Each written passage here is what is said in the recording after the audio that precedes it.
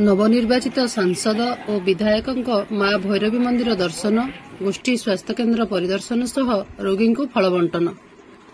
निर्वाचित कंधमाल सांसद और बौद्ध निर्वाचन मंडलीर विधायक पुराणाकट गोष्ठी स्वास्थ्य केन्द्र परिदर्शन।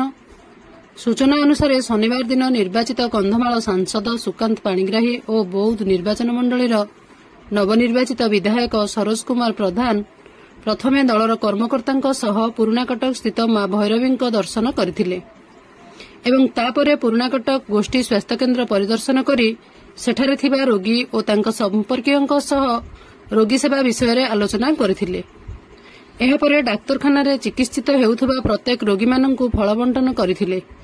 रोगी सेवा परिमल व्यवस्था औषध बंटन उपरे उपस्थित थिबा डाक्तर और नर्सଙ୍କ सह आलोचना करथिले।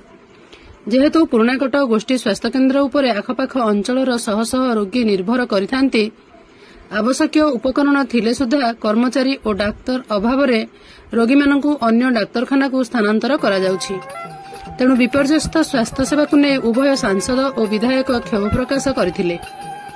राज्य में वर्तमान डबल इंजिन सरकार आसिला तेणु खूब शीघ्र यार समाधान कराजिबो बोली जनसाधारण को प्रतिश्रुति देइथिले। बौद्धरू बैद्यनाथ सामल सहित हरभंगारू चित्तरंजन सिंह रिपोर्ट मो जिला खबर।